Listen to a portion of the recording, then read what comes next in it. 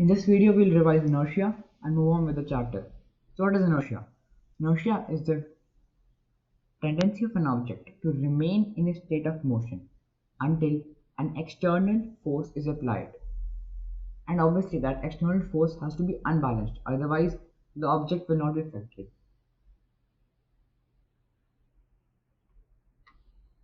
And since we can't exactly calculate inertia in numerical terms, how do we know that inertia of some object is more than other objects? Well, mass is a measure of inertia. More the mass, more the inertia. Lesser the mass, lesser the inertia. So we can say that inertia is directly proportionate to mass. And for example, that the truck has more inertia than a car. This is because the truck has more mass, and since more mass means more inertia, the truck will have more inertia than the car. And as we had already done in previous classes, inertia is of three types: inertia of motion, inertia of rest, and inertia of direction. To review them, please see the previous videos. And now we'll do Newton's second law of motion. But before understanding that, first we have to do one more quantity: momentum. Basically, what is momentum? Momentum is the impact that a moving object has on another. It is the amount of motion contained in an object. So it is mass into velocity. So basically, momentum can also be written as P. So P is equal to mv, means that momentum is equal to mass into velocity. So this is very handy for numericals. And so more about momentum. Momentum is a vector quantity.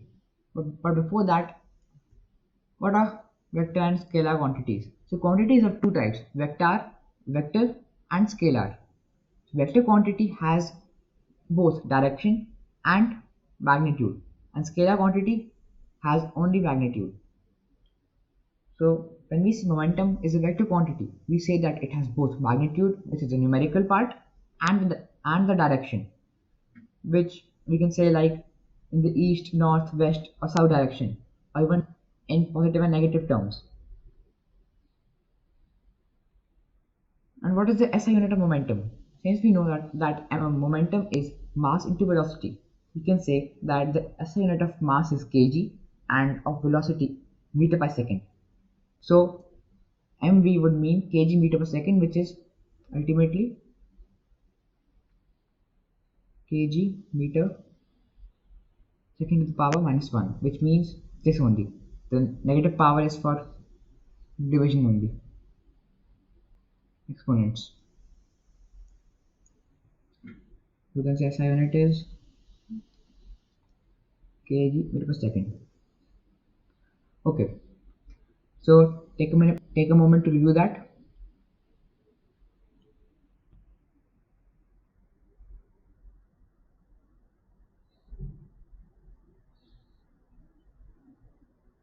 And so another fact, that since we know that the force can be used to change the velocity of an object, and as momentum is the product of mass and velocity, we can say that momentum is also dependent on force. So if we apply more force, more will be the momentum. Okay, since the velocity will be changed more, and thus momentum will also be impacted.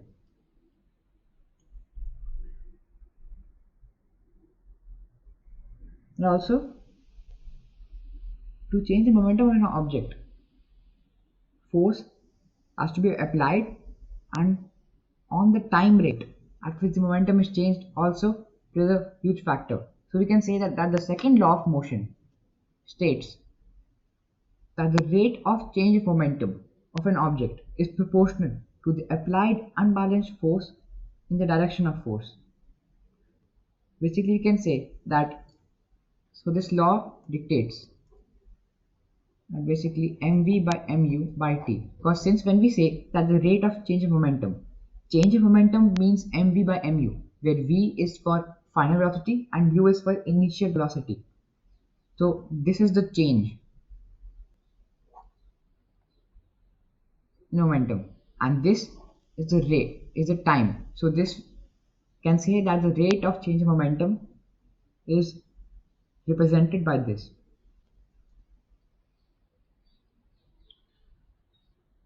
Basically, we are saying that this is proportional to the force applied. And so as we have learned that to remove the proportionality sign, we have to assume a constant which we can name as k. So k into mv by mu by t, and by experimental determinations, and by doing experiments, basically we have now we now know that k is equal to 1,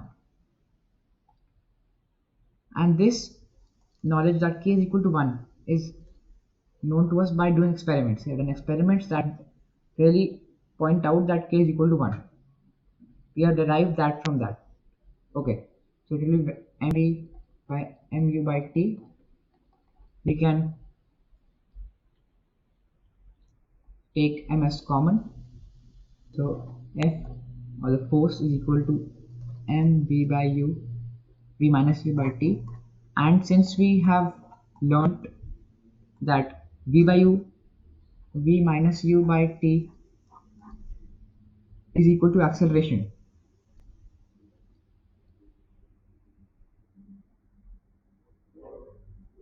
we can say that force is equal to mass multiplied by acceleration. So this was a derivation of how we relate momentum to the formula of force. So this can come very handy in exams. Okay, so I'll explain again. Basically when we say that momentum, the rate of change in momentum is directly proportionate to the force, we mean that mv minus mu by t is directly proportionate to force, where the v stands for final velocity, the u means initial velocity, and the t means time. And so to remove the proportionality sign, we need to have a proportionality constant where we have assumed k for this case. And by doing experimentations, so by doing experiments, we have derived that k is equal to 1. So ultimately the force is equal to mv minus mu by t. So when we take mass as common, m as common, we will get that force is equal to m multiplied by v minus u by t. And as we know that v minus u by t is equal to the acceleration, we now conclude that force is equal to mass multiplied by acceleration. So here is the mathematical derivation.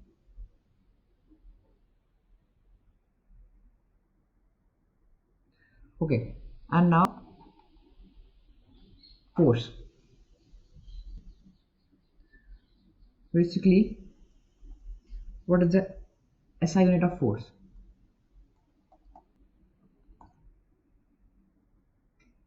So for the SI unit, we need to do another simple piece of maths.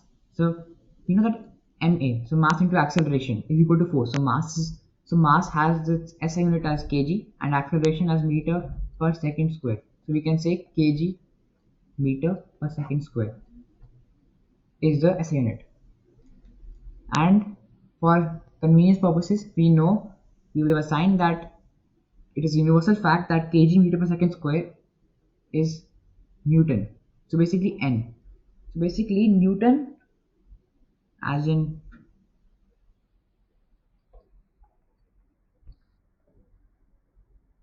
so basically to pay respect to Newton, to give the credit to Sir Isaac Newton, we have named the SI unit of force as Newton. So kg meter per second square is the same as Newton, but the final SI unit is this.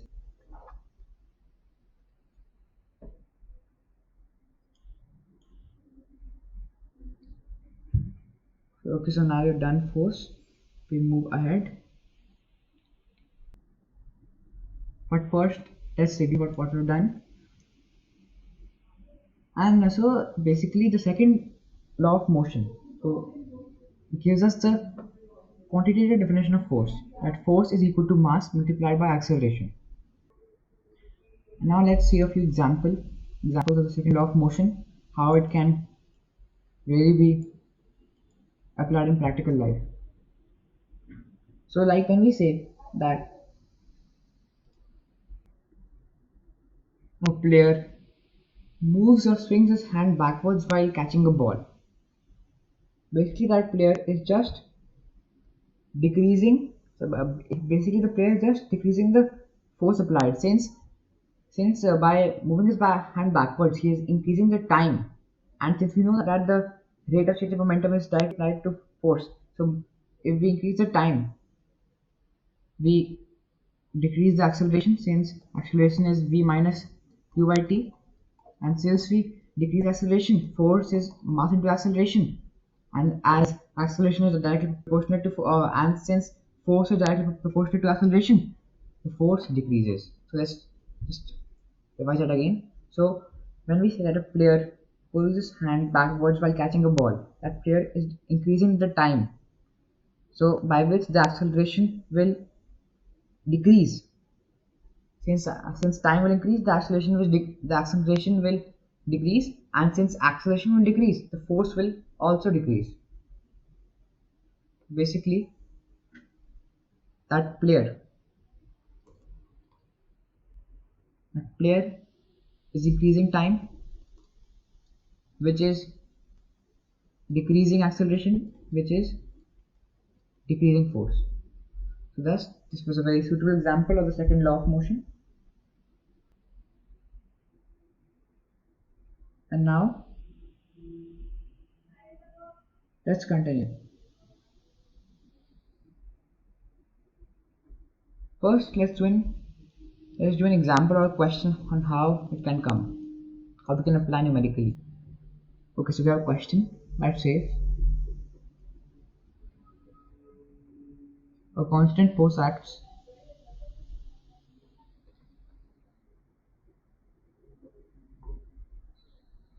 on an object of mass 10 kilograms for duration of 3 seconds. It increases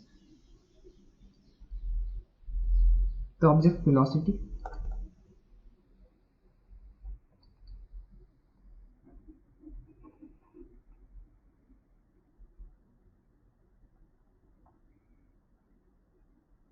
from 3 meters per second to 7 meters per second.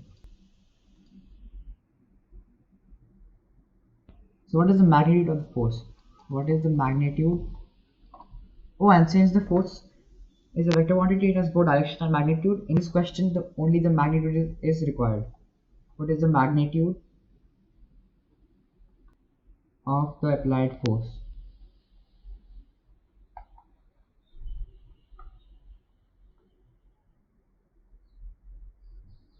Also, now if duration was changed to 5 seconds, duration of force